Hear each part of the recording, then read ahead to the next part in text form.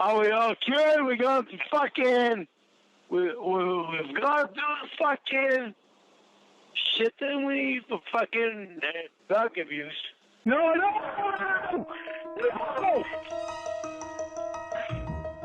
Are you listening? Sean here, and some of you have contacted me, and you are correct. Some of you have guessed one of the people I'm talking to. I have no reason to doubt this person. As a matter of fact, I'm 100% sure what they're telling me is true. They were close to this situation with Paula. He knew Paula through somebody else, as I've said before. She didn't even really know he existed. Everything he's ever heard, everything he's ever learned about what other people have done, he decides he's going to inject it into his own fantasy world. He's going to inject himself into those situations. It's much easier to be delusional and blame your faults on everybody else. I would have some questions for Lorne. Like, if you were friends for 6 months and there was no relationship, no romantic relationship, no physical connection, no emotional connection, no mental connection, you were just people talking to each other, as you said, as what you claim. So when she went back with her boyfriend, I guess, because your breakup time between the time that she was leaving him to when she got back with him, it just changes so much. It was a short period of time. It was a long period of time. I've been friends with women. Women I would have loved to have dated, but I knew it wasn't an option. And I either stop talking to them or I'm friends with them because I still want to be close to them because I do like them. We never severed ties just because they went out with someone else.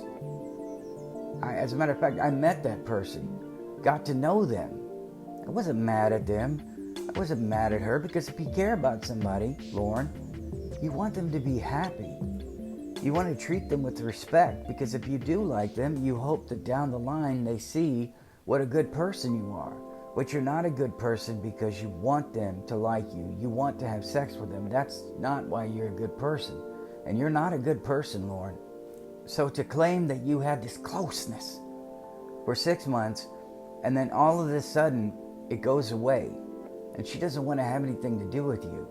If you two were so connected and you had quality time, as you said, if you two were on another level, on another plane in terms of relationship, you wouldn't have disconnected.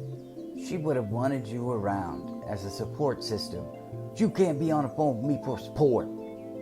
I don't care if you believe me about the Paula situation. I get the feeling there are two people who I respect. Maybe they don't, and you have every right not to. But I do know what happened. I have no reason to doubt it. When you get secondhand information from a bystander, you tend to believe them. I have another problem with your story, Lorne. You said they were boyfriend and girlfriend, people who were dedicated, spending time with each other, spending their life with each other. But you said she didn't really want to be with him. She was just using him for sex. I think we all know that is Lorne's perception.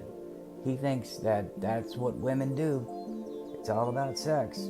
There's no such thing as having value. He has no value, so of course no other man has value. Do you think a woman would speak to Lorne Armstrong for 6 months? I'm going to pause. Ask yourself that. Do you think a woman would talk to this lunatic, this pedophile, for 6 months? I sure don't. And I have a hard time, again, Lorne, thinking that this woman broke up with a man for 6 months, which we know your time frame, as I've stated, is off. You can't give a definitive time. First it was like a weekend, and then it was a couple months, and now 6 months. Because when people call you out on it, you make the time longer. You talk about having that quality time. You change your story.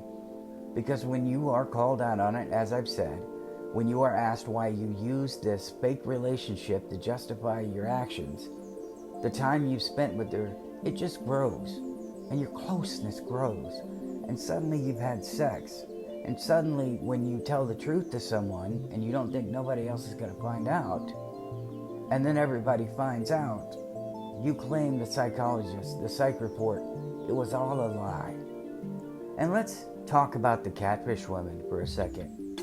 What Lorne does, it's astonishing. It's actually unfucking believable. This guy doesn't realize that even though these catfish women weren't who they said they were genuinely trying to help. They spoke truth to him. He actually acknowledged he had an issue. But because they're catfish women, he now has the option to completely discount everything that they said because they weren't real. So everything they said wasn't real. So I know the only reason I acted the way I did was because they acted the way that they did. Because I was mistreated. I was abused. Lorne, they tried to help. They told you what you were doing. They told you all of the things you were doing wrong, and still, you keep going. Starting with Emma, Winnie, the other Casey, Debbie, Jamie, Robot, the new Casey. You make the same mistakes over and over again. But because they're fake, well, I'm not going to get catfished again because everything they told me about, I was an idiot and I didn't know this and that and I'm dumb. None of it matters because they were only saying that stuff to get me to say things. I was only an abusive, drunken rage monster because they wanted me to be that way. Not realizing that other guys being in the picture, other penises being within a mile radius, threatened you and caused you to have a meltdown and make you miserable. But none of that matters because they were just trying to make you jealous. Lorne, all they said was there was another guy in the picture. They had friends over and you went crazy. They were on the other line. They didn't answer your phone calls. They were cheating on you. They were on drugs. They were cheating on you. All of this has happened over and over. So anybody who doubts me, behaviors are patterns. They're not something that just occur and change overnight. These are things that he has learned his entire life. He didn't have the guts to ask Paula out. He didn't have the guts to actually try to have some kind of relationship with her. He saw her. She briefly talked to him. He fixated on her, just like he does with everybody else. She might have said, "Oh, Lorne, hey, how you doing?"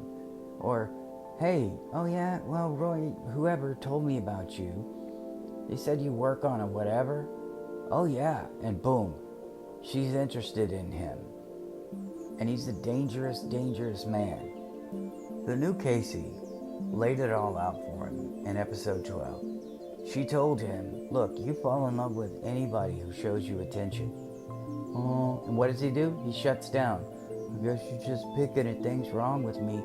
Every woman who's ever spoken to you, Lorne, has found something wrong with you. There is no picking. You display all of these behaviors. It's your fault. You are in charge of your reactions. He is so dumb. Really dumb. I can't overstate that. He is an 87 to the 87th degree.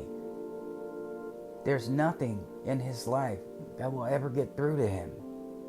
His entire life is a failure. And yes, I'm harsh on him because he gets on my freaking nerves. It gets on my nerves to know that there are people out there that are trying to get help, who think that probation and parole are out to get him, who don't want to listen to anything anyone else has to say, and he wants to compare. He immediately, after being told that, shown that every woman who's ever talked to him he's been in love with. "What about you and Jamie? You sure fell in love with her quick." Lorne, it isn't about her. Half a dozen things she could bring up, women she could bring up, just off the top of her head, that you've done this with.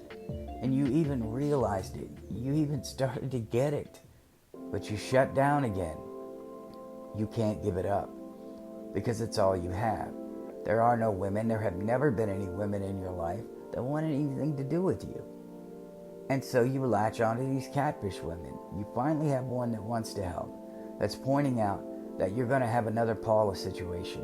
That you've been in love with a woman who you didn't even have a relationship with for 25 years. You've only known her for 6 months.